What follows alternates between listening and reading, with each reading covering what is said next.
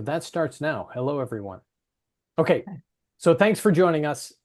It's October 10th. We are back from a fall monitoring trip to Kenya and wanted to share with you what we saw there. And we also brought with us the film and video crew, so we have some great photos to share along with the stories of what we've seen. So,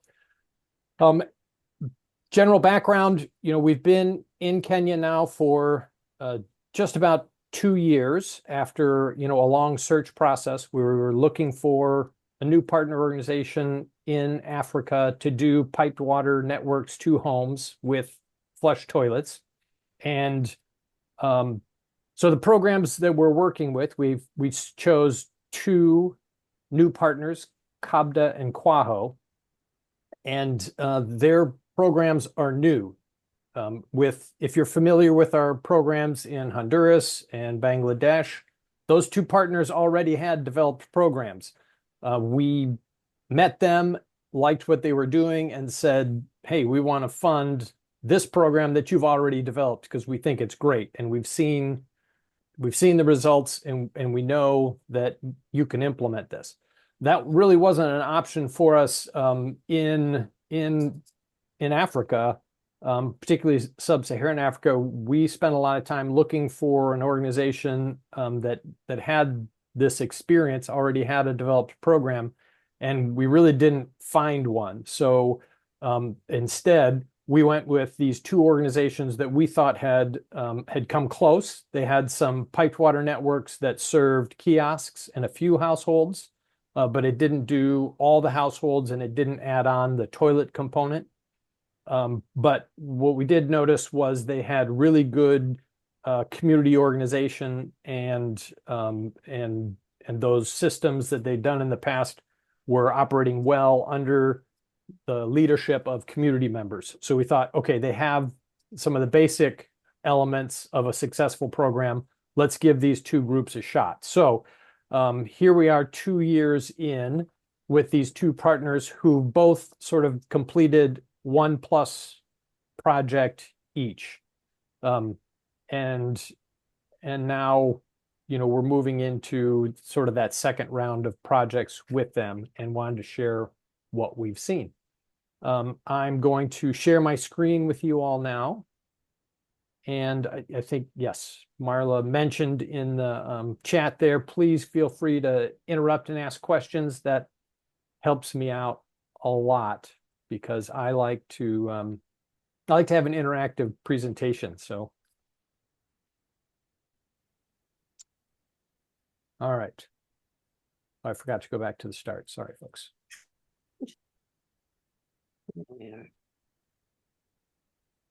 Okay.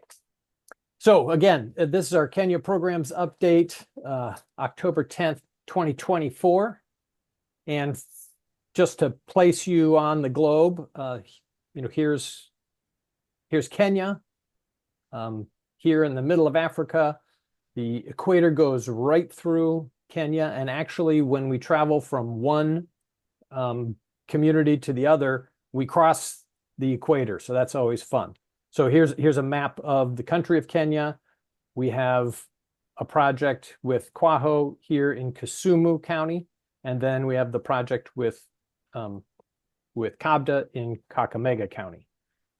And then here's another view of sort of zoom in on that area, and that green X is right where the Emokoye project is that Kabda's working on. And then this blue X is where the Kokelo project is that Kwaho's working on. So pre-project conditions, I just want to take you back to what we saw when we first visited, which was communities gathering water from unprotected water sources. Just no developed water sources available for these communities to use. So they're walking to rivers, collecting this water, carrying it home. In some instances, there are dams built where surface water collects. They can carry it to their homes. Or for a few people who were living in the Emokoye area, they were accessing what was kind of a water project. And oftentimes organizations will find a spring, a natural spring, and they'll do what they call a developed spring, where they'll just kind of make a catchment and then put a pipe in that. You can see the concrete wall here, and then they'll put a pipe in, and it protects the quality of the water a little bit, and it makes it a little bit easier for one person to collect the water. But then when you look at what happens after they fill their container, there really isn't a whole lot of impact on a woman's life, because she still has to carry that water home. And here in this region, in Kakamega, the soils are really clay. So this is actually a dangerous walk for them each day, because that soil is super slippery. We've been down to these springs a couple times, and maybe we've spent a grand total of 3 hours at them, and we've actually seen a woman slip and fall in that short period of time. So it happens often, and people can break arms or ruin knees carrying this water.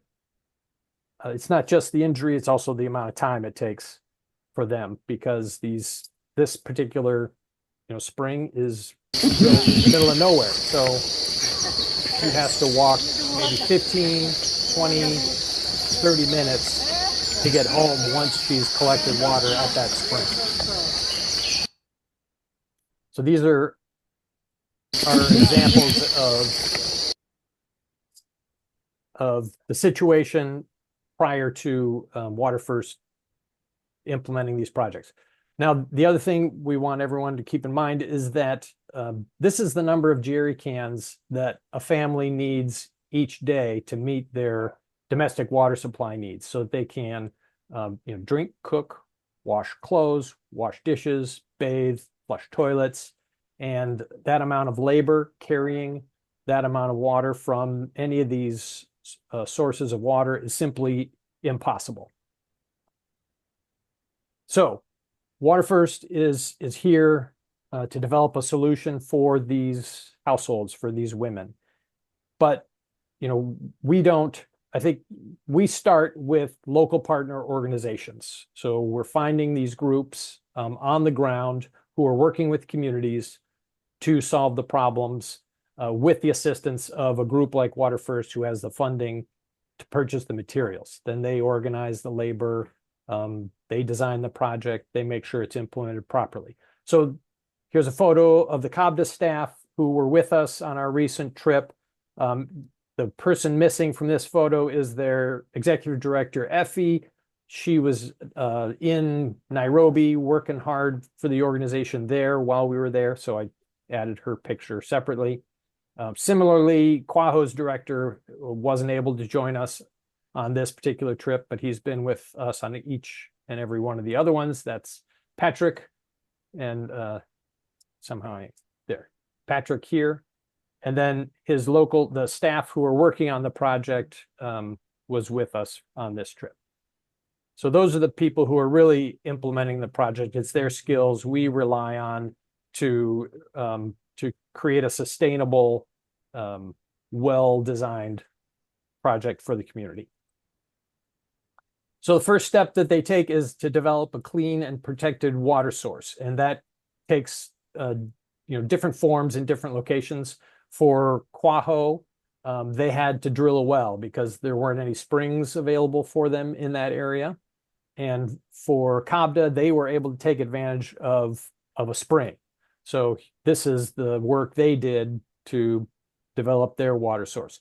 This is the protected area where the water is coming out of, and then that's all covered, and there's plastic laid over it so that it doesn't have influence of surface water. Then it flows through this pipe into a holding tank, and then it can be pumped up. So looking from the top at that Kabda project, you can see there's a set of solar panels here to power the pump that's placed inside that diversion tank, and the diversion tank's connected to the spring behind the tree. And that pump pumps the water up to a storage tank. So both of these communities are using solar power, and that's kind of new for us. And we're learning about it, and it may not be sufficient to meet needs in cloudy times of the year. So that's something that that we're learning, and I think they're going to have supplemental power to supply people's needs every day, all day. So once the water is protected, you've developed the source, you need to have storage so that you keep water in the pipes all the time, because pressurized pipes kind of push outwards on the pipes. And when they depressurize, then there's a push inward, which means that the water system can have contaminated water coming into it. So it's really important for everyone's health, for the cleanliness of the system, that it's always pressurized. There's always water in the tank pushing out into the community, so that that water is always flowing out of the pipes and nothing can come in. Then from those tanks that they've constructed, then the job is to distribute that water out to each corner of the community so that every household can connect to those pipes and water can flow out at their doorsteps.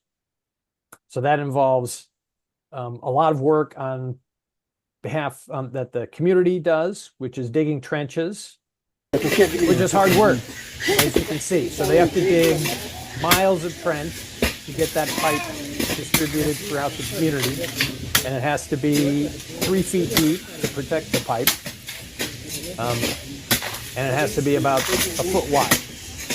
So you can drop the pipe in and work on it if you need to.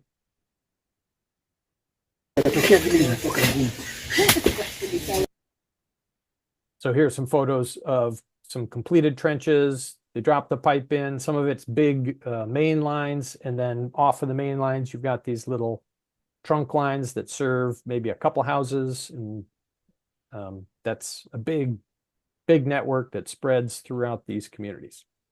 Then the community buries it, protects it from getting stepped on, maybe getting hit by a plow. So,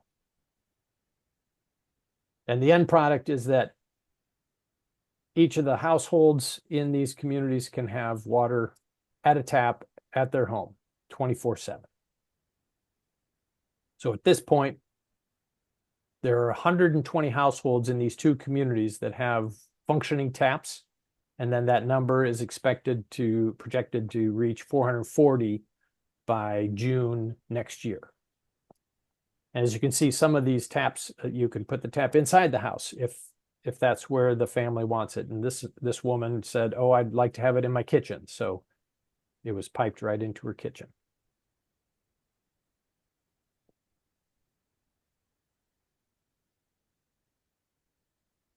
And there's a little, how much easier it is to wash your hands if you have water flowing at your house.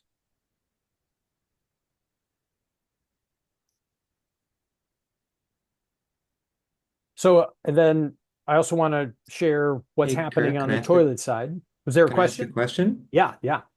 It looks Please. like they opted to have a faucet outside their house on a concrete platform. Was that their choice? That would be, yes, their choice. Is that just because it's easier to fill? I don't know. Why would that be? I won't guess. Well, the concrete platform and the concrete here at the base, that's to hold it steady. But their choice, it's probably based on how much they're able to pay right now to have this water connection. This may be a homestead that has like 3 houses, so they might all be sharing it.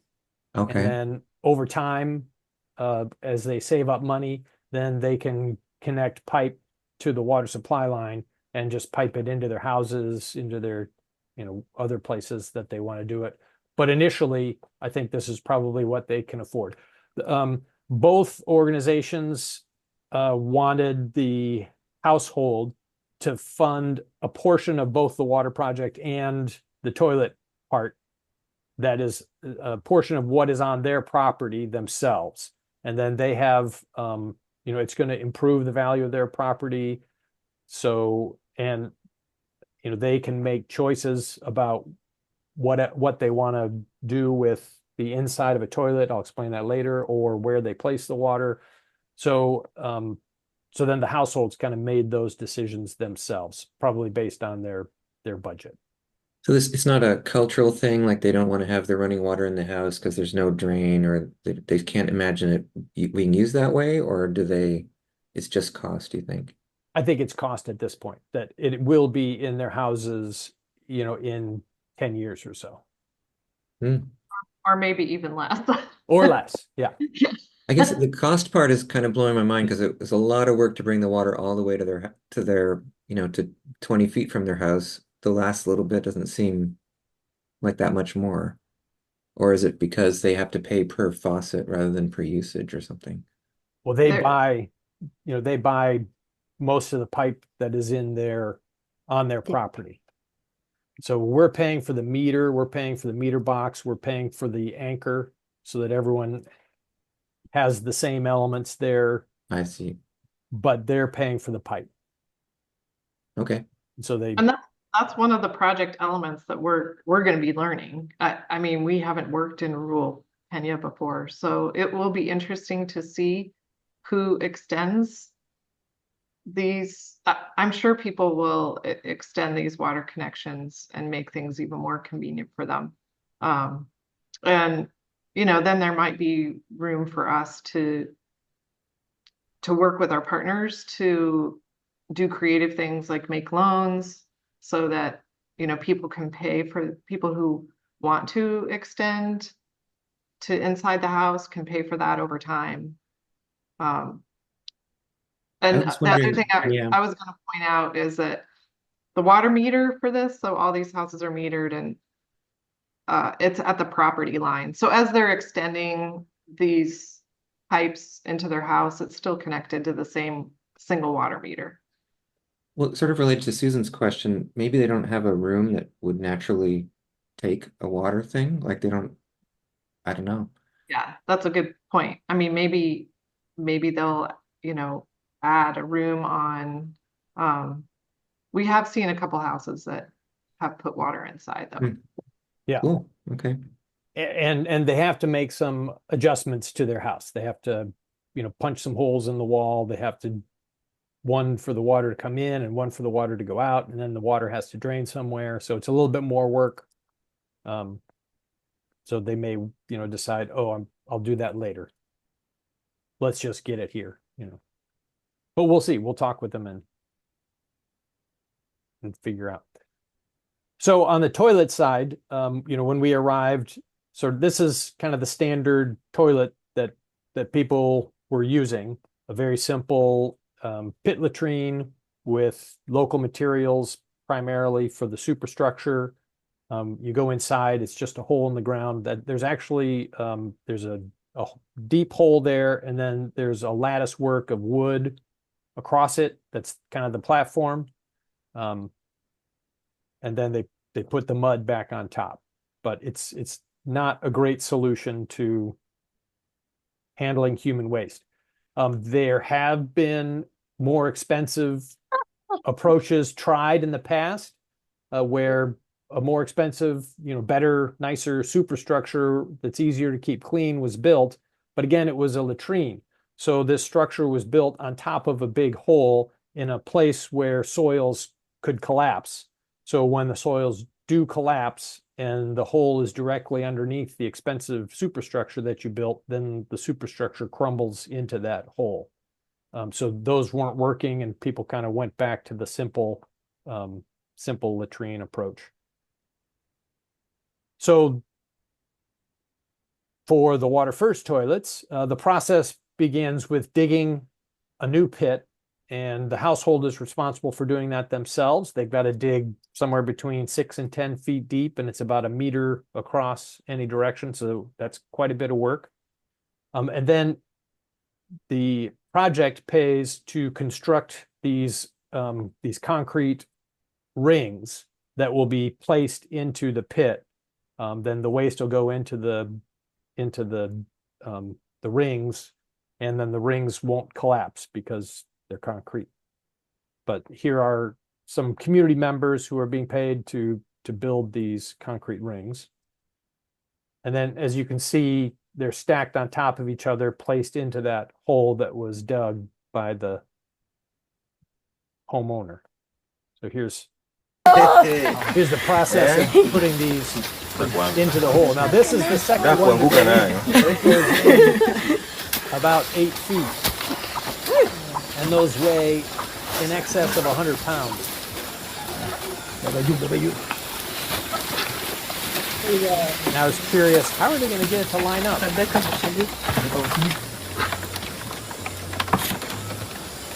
they did it. It was awesome. They've done a bunch of them. So this is the portion of the household toilet that's supported by the grant. It's the, stack of concrete rings where the waste will be piped into, and then it's sealed and it's buried. That pit is not going to collapse.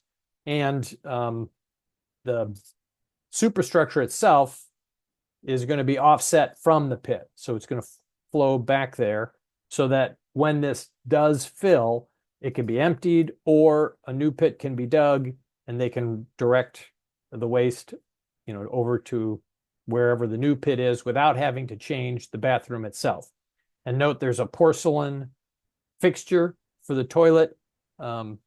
Porcelain is easy to clean, and then this also has a water seal so it doesn't smell. And then this platform here has a toilet, and then the other side is for a shower. Yes. Why not a septic system? So septic systems are expensive, and this is basically a simple septic system.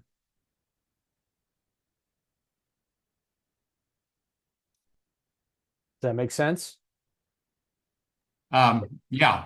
It's not an ideal septic system, and it wouldn't pass on San Juan Island or other places. But I think it gets you 90% of the way where you want to be. So at only about 10% of the cost. So you've accomplished most of what you've wanted to accomplish without getting into all the expensive elements. How long does it last? Each household's pit?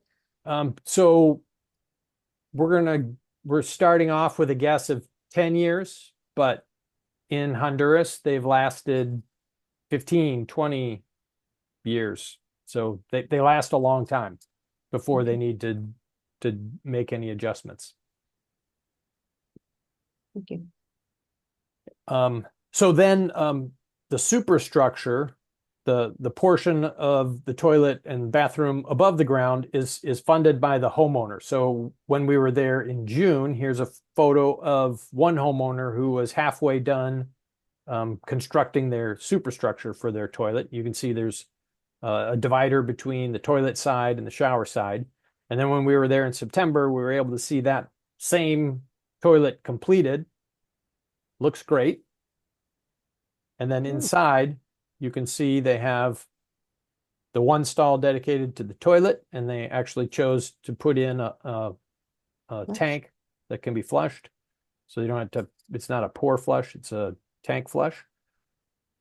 And then on the other side, they have their shower. So as you can see, there isn't a standard shower design. The household can choose how they want to build it according to their own ability to pay. And this household on the right has a little bit more money, so they were able to tile all the way up on their shower. Makes it easier to clean, makes it brighter, cleaner. That's their choice and at their cost. And some of the toilets were actually built inside houses, just like some of the water connections were made inside houses. And so if you are, elderly, maybe you have difficulty walking, having a toilet inside is a huge benefit. So Mama Paris said, I want my toilet inside, and there it is. And she's very happy that she made that decision. We asked why more people aren't doing the toilets inside. Are they worried about the smell? And they said no. The biggest constraint is, do they have enough space in their house or enough rooms in their house? And she just happened to have that extra room where she could put a toilet, but most people don't at this point. And in addition to toilets at all the households, they're also constructing school toilets. When you pipe water throughout the whole community, wherever you are, there's a pipe nearby, and that institution, whether it's a school or a clinic or a church, they can be a part of the water project, and then they can build nice toilets that flush. This one right here is the toilet block for the girls. The boys had 3 doors. The teachers got 2 doors. The girls got 4 doors. And then one of these doors you can see is wider, and that's designed for menstrual hygiene management. So if a girl needs a place to, maybe wash her clothes or hang them to dry, there's a little bit extra space in that toilet for her. She can still go to school and not have to miss school. In addition to, so those are sort of the structural elements of the project, but that's only part of it. There's the institutional, people systems that also make these projects work, particularly in the long run. And both organizations are training their water committees. This group, McGuaco, now has an office. People can show up at the office, pay their bill. They can even pay bills by phone because they have a M-Pesa account, which is kind of like their African Venmo. And then the committee can also meet, make rules, decide on their business, report on finances and whatnot.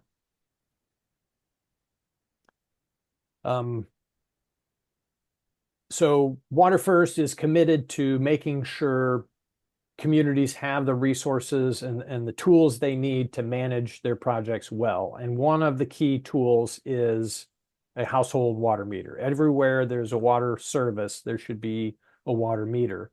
And that way, everyone has an incentive to use the water wisely.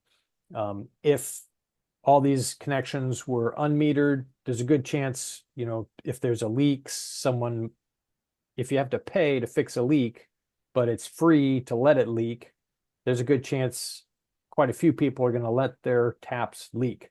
But leaking taps waste a lot of water. And it's astounding how much water can leak out if it's constantly leaking. I learned when I didn't fix my toilet one month and then got my water bill and realized, oh, my water bill doubled because my toilet was kind of running constantly. So leaks and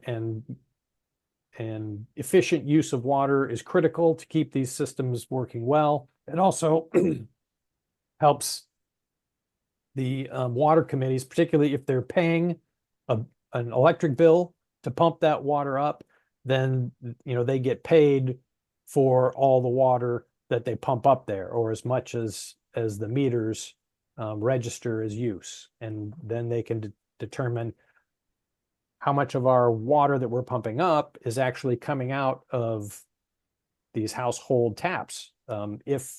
If there's a large percentage that's not coming out of household taps, then we need to find leaks in other places.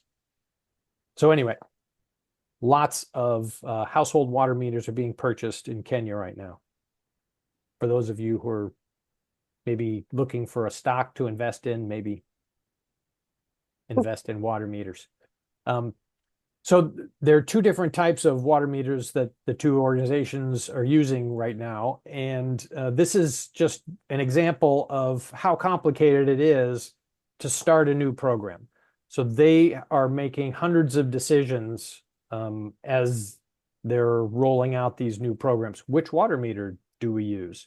How big do we build the water meter box, and what materials do we build it out of? Where do we place all of our valves? So they have been really busy the last couple years figuring out all these decisions that they need to make. And, we're proud of the progress they've made. And one unique aspect of both of these organizations is their commitment to the economic strength of the water users. Everyone has to pay a water bill. That water bill is going to be based on how much they use. And both organizations are concerned that, hey, there may be families, households within these communities that will struggle to pay a water bill. So what can we do to make sure that they have the economic opportunities they need? So one example, this is one of Quaho's activities. They've got sewing unions. So a group of women get together and they sew and sell different things. They've got a range of products that they're sewing and selling, and one of them happens to be sanitary pads, which also, meets some of their hygiene needs for the community. So they even they've put wings on the sanitary pads. It's awesome. And then in Emukoye, a strategy that they're using is called savings and internal lending clubs, where they bring together groups of, maybe a dozen, 2 dozen people, and everyone brings, say, 50 Kenyan shillings each week to the meeting. And so that's a savings club. But that savings is also available to be lent out to any group member who has an economic idea, like, oh, I'm going to bake something and sell it at the soccer game because there are going to be 200 people watching the soccer game this weekend. So if I could borrow 200 shilling, I'll go and I'll buy flour, and then I'll bake some donuts and I'll sell them and then I'll pay back. So this internal lending group, over the course of a year, loans out, makes 2 or 3 loans a week, and then they charge 10% interest on those loans, and they have to be paid back in 4 weeks. And at the end of the year, they split up the savings and profit evenly. So here's a way to make sure that people are able to, to implement their ideas for earning money, and then they actually benefit from the lending aspect as well as the borrowing aspect. Also, there's an economic opportunity in just building these projects. Some of the community members are trained in things like building the toilets, building the rings, and so they're paid to construct these rings, and they're going to have to, they're going to be 200 more households that need toilets in the coming year. So that's 200 times 6. That's a lot of rings. They need the labor, and then people can benefit from that economically, and it'll help them pay their water bills. And a lot of that labor is coming from the women. So, Yes. So a question, because I think that's wonderful. I hadn't noticed that before, until I saw it, but the women are in there. The women are building these toilets a lot. But these women who are busy building the toilets, who is collecting the water right now for their households? If a system hasn't been put in yet, or does the water Unfortunately, system they're doing it all. They're doing it all, and Yeah, the kids, and yeah. the cooking. Yep. Yeah. Okay. And they see it as an investment in their future. Yep. Okay. So, Pretty all wonderful. right. So that's the outcome. We went from, those original toilets to, really nice, highly functioning toilets that preserve people's dignity and provide the health protection they need. They've got water at the home, maybe even in the home. And just contrasting, what it's like. This was one of the early slides. that is a young girl in a school uniform. So we know that she's taking time out from her studies to go quickly gather water and then probably return to school after lunch. But after a project, now you have a situation in which there's water at the school and the science lab can just turn on the water at the tap and kids can do their science projects rather than walk to the river. There were ties. So that's my.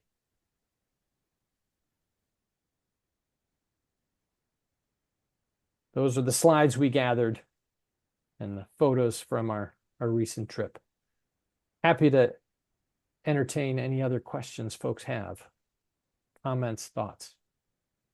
I'll throw out a couple here. Yeah. I crossed the border in Kenya Mm-hmm. a few years ago, and they have people that they walk back and forth like 20 meters north of the equator into the northern hemisphere, and then 20 meters south of the equator, and then they spin water in a little container, and they show how in the northern hemisphere it goes clockwise, and it goes clockwise in the southern hemisphere. Did you experience that? Not yet. No, we didn't think to Okay. do that. We need to film. So like we're at a hotel on one side, Yeah. we could like film flushing the toilet, see what happens. Yeah. Okay. All right. So On look for another, that after our next trip. yeah, keep your eyes open for that. It's pretty funny. They're pretty skilled at it. Okay, so what is the municipal or community or government support with the operations in Kenya that you got going right now? So the governments are engaged in all these projects. They support them, they love them, they tout them as the ideal and what they want for everyone in their community.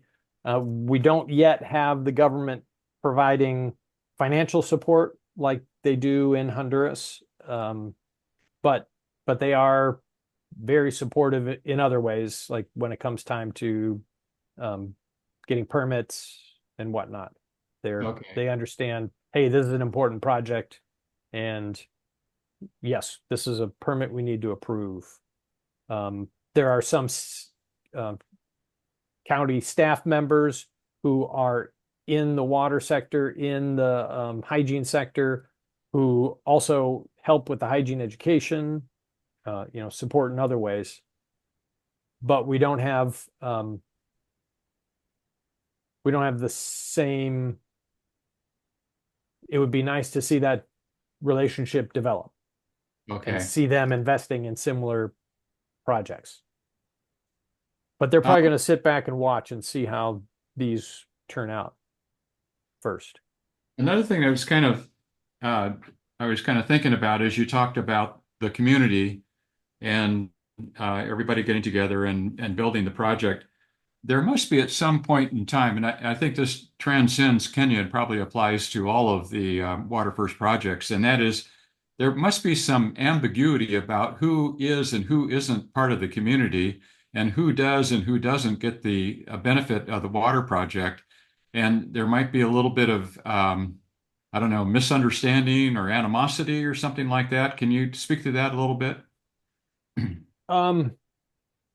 So in these particular projects, we're drawing lines around these community boundaries and saying everyone in here should get access to water. And not everyone has paid the registration fee. There are certain requirements that you have to fulfill in order to be connected. But particularly for Emokoye, they're at like 85% of the households connected. So that's a great start. And now we can start working on, okay, what happened with those 15% that maybe didn't pay their connection fee? What was the reason for not paying? Did they not have the cash? Did they not want to participate? So we're starting to, now's the time to start to see see those issues and try to figure out how to solve them. But the goal is, we may never get 100% because someone just might not want to participate and you can't make them. But everyone who wants to participate, and we're going to try and figure out how do we help them fulfill the requirements and get them as part of this project. Right now, there seem to be a few financial barriers because, the project comes and you have to dig your pit and you have to do the registration fee and you have to be digging pipeline trench. So you have a lot of requirements placed on you all at the same time. Is that too big a burden for some families? And if so, what can we do with this program to help those families? Like, could they get a loan and then they pay off the cost of, say, the digging the pit or registering your household to participate in the project? Those things they could pay off with their water bill over the course of 2 years. That would be a great outcome in our minds, particularly for people who have that need. Maybe not everyone qualifies. The organization Quaho has a really nice vulnerable households program where at the start of the project, they sit down as a community and they identify, the 10-15% of the households that are the least economically positioned to participate in this project, and they get a full set they get the whole toilet, they get the whole water system installed at their house for free, and then they get a reduced water rate for the first portion of the water that they use, for the first like 6 cubic meters per month. So they've made a really interesting step towards making sure everyone can connect. Perhaps Cabda will learn from that and do something similar. Okay. There's something that I wanted to clarify that I'd forgotten that the government, so the household has to pay a registration fee to the government, but No, the they pay government it to the water committee. to the water committee. They pay it to Okay. Cabda, and I think Cabda holds Okay. it for the water Oh. committee. Okay, so it doesn't go to the government without the government putting back in. No. Oh, good. Okay, good. Of And I think Cabda uses it for, some of the costs of the connection. course, yeah. That's great. I'm going to have to hop off, but I just want to say thank you so much. Great presentation and nice to meet everybody. I'll look forward to more news. Wonderful to meet you. Thank you for joining us. Okay. Thank you, Take Mary care. Ellen. And Bye-bye. anyone, Bye-bye. anyone who needs to drop off, feel free to. Hi Feel all, free to this go. is Susan. Hello. Hello, Susan. Hello to old friends. Good to see you. I'm sorry, it's late for me, so I'm snuggled up on my couch, but All I'm right. so impressed by this. And I just wanted to say, in case other people on this call don't recognize, nobody else is doing piped water to homes. It's nuts. And it's not hard. And I just really I hope that Water First can share this more broadly, and you should be super proud of you and your partners for investing in this. It's possible, it's necessary, and it's the goal.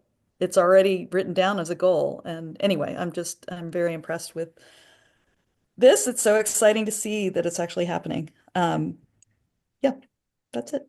Well, you've got to come see it in person with us. I'd love to. You've seen it in Oh, I You've was seen gonna it in Honduras, yeah. Yeah. Thank you, Susan, for saying that. I know you've seen a lot of things all over the world, so your perspective is super important. And we've had an active chat going with Chris and Susan asking a lot of questions and making a lot of good comments. And I just wanted to point out, Chris said, oh no, this is Susan. Almost gave credit to Chris. Like, are your partners, local governments sharing information and advocating to the rest of like the Kenya water and sanitation sector about piped water to the home. And so I mentioned that, yes, they are. They have, you know, their own networks within Kenya of organizations that they work with on water and sanitation. And in the case of KABDA, they work with groups on other types of projects. So they're sharing with their networks. And Kwaho is traveling to Cairo soon to present about the work that they're doing at an event that's specifically for organizations working in water and sanitation in Africa. But you know, the biggest barrier to this is not the knowledge of this being groups that are working on this issue of water and sanitation would love to be doing piped water to the home. The biggest barrier is funding. There's also an experience barrier. You know, Kirk pointed out all the things that our partners have had to learn in 2 years in order to make these projects happen. But they can learn those things. I mean, that part we can do. This, you know, our world needs to be spending more money on actually solving this problem. And you know, all of you or most of you on this call are donors. So we're just so grateful that you believed in this. Many of you believed in this. Daryl, Carol, Karen, talking about you, you believed in it for a very long time from the beginning. And we're trying to think of ways to use what we know to influence other donors so that this can happen faster than it is. Anyway, just wanted to share some. I'll say that I was, you know, Karen, I liked what you said. I was one of those people that just didn't know and thought, oh no, just, you know, have everybody, because I thought a community was closer. And so I have been convinced. I'm one of the convinced people, thoroughly convinced about the piped water, you know, because I see that when people go to a central point to pick up their water, they're still back and forth, back and forth. That's no time saved for the women. But also that they take it in jerry cans, and that water will have to be, usually if it's coming from a central place, that they have to carry it back to their homes a long way. It's not like right in the middle of a little village. That water usually has to be treated. And so you have a completely different kind of system. I just saw all kinds of advantages when I went there to see what Water First was doing. And I'm really impressed and grateful that you're out there. Thank you for opening your mind and going out there and seeing for yourself. That was a great trip. Well, while we're at it, can I join in on that too? Because I found actually visiting the sites, and it took a little while to sort of see things and ask questions, but once it all filtered in, the obvious excellence of the Water First approach over pretty much any alternative really became clear. But it does take a little while to understand, because at first you're like, well, why is that important? Why is that important? Like, you can show, you know, muddy water, but it's not visually clear that animal waste is also running into that water, and there's other stuff wrong with it, or the thing about the P-traps and the flies and the smell. Like, each of these things sort of dribbles out. I would love to help condense it into a hard-hitting, you know, here's the package, and here's why other things don't work, and here's why this does. And I know there's a deck that was shown at the gala last year, which I thought was great. But if you are open to me, now that I'm retired, by the way, Do you have time? Do you have time on your hands? Yes. I would love to help work on how to, since I still have a little bit of a new to the problem mentality, I would love to help sort of refine like what can get across the excellence of it that doesn't require some already an understanding of what the problems are and what the benefits are of the approach.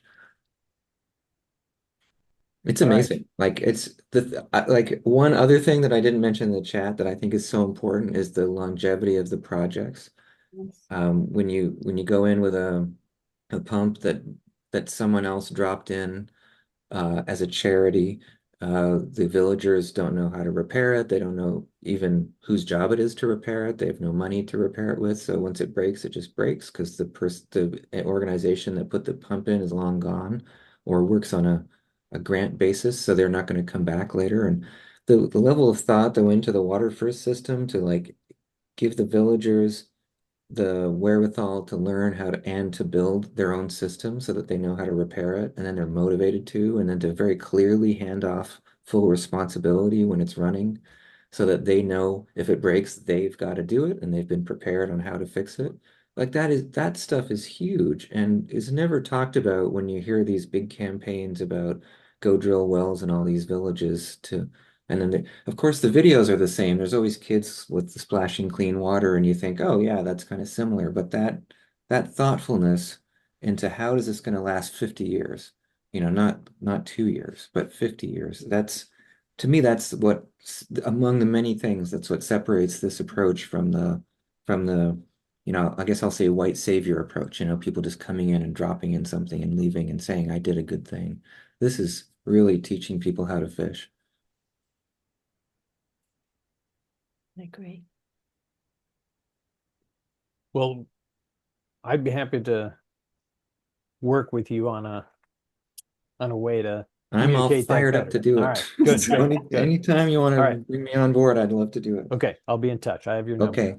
So, Hey, thank you. I'd like to Appreciate ask it. another question, and maybe of Marla, and that is just a real quick, broad paintbrush on how Water First is doing. And I think, did you move your offices, and kind of what else is new with Water First, if that's appropriate for this particular session?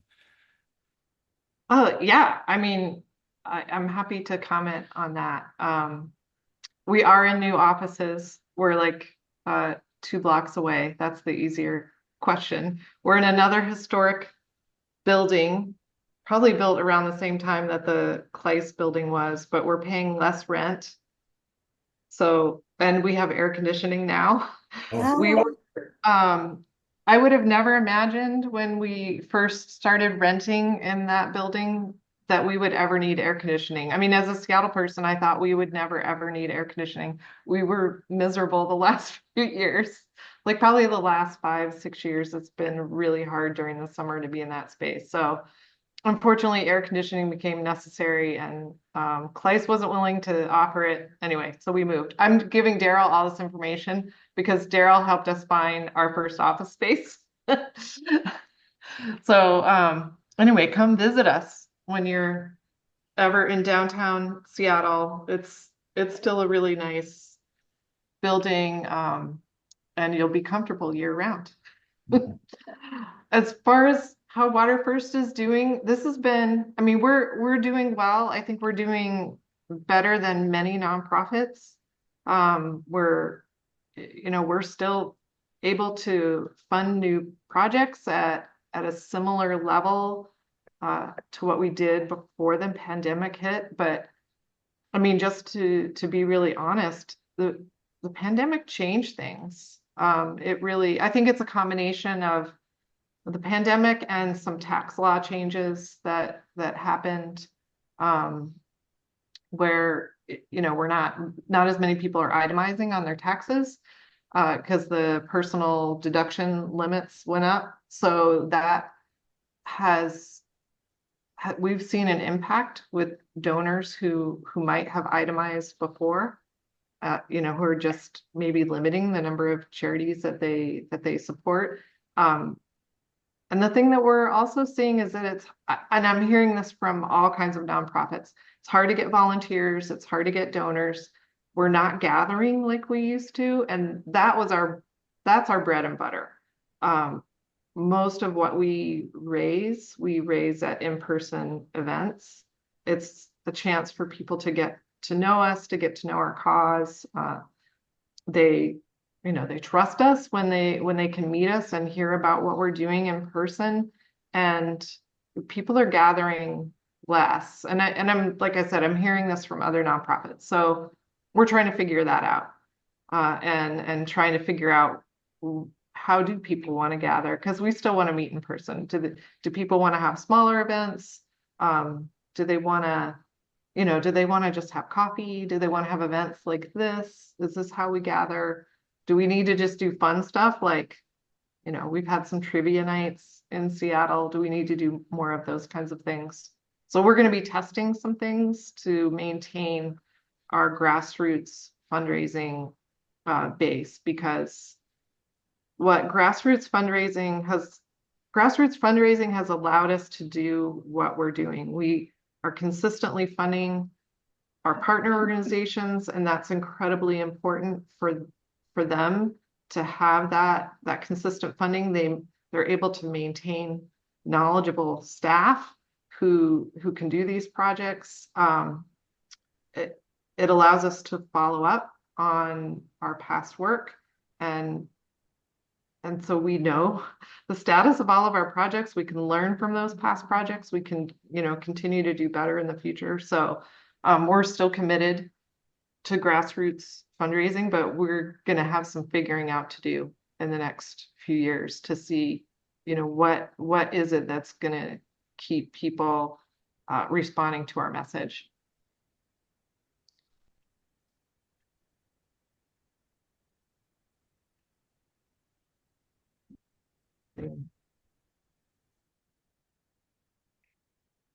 Hermela popped something into the chat about, are we working with partnering with MFIs to do some financing? And so we rely on our partners to sort of pick MFIs that are the right fit for them and their programs in their countries. And actually, in Bangladesh, our partner is also a microfinance institution. So it's all internally part of their program to give assistance in the form of a loan and then get repaid. And our program doubles due to that repayment of loans. And in Honduras, there was a need for some access to loans. And so our partner organization created a separate organization that's a lending institution. It's a place where water committees can bank their money and earn interest and borrow money. So they did it themselves. In Africa, we've thought, oh, let's try and find some institutions that would partner with our partners to provide that loan element. And that's just going to take a little bit of time to find the right MFIs to partner up with these organizations that are doing the projects. I think they would have to have a really good relationship and a lot of trust. So they're just getting started with the programs. I think that's something they can develop in a year or 2 or 3, as they see how loans could speed maybe the adoption, payment of registration for a connection and the initial, segment of pipe that they want to place. Like Chris's questions, why don't they put it in their house? Maybe if they had access to a loan, boom, they could do that right off the bat. And if they could pay it off over time. So that is something that we will definitely pursue in Kenya because we know it's there.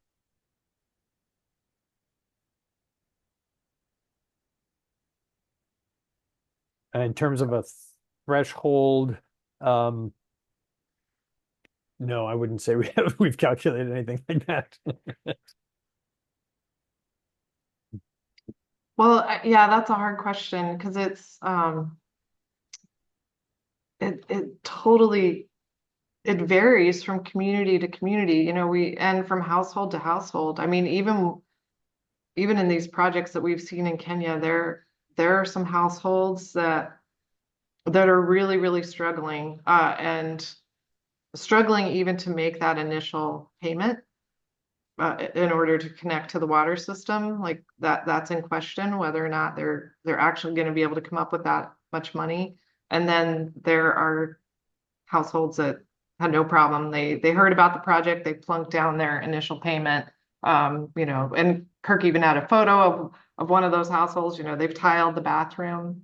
So even within these small communities, there's quite a range of ability. So yeah, maybe it's a piece of information that we'll probably get a better handle of as we do more communities, and we'll be able to make some, get some averages that would be meaningful.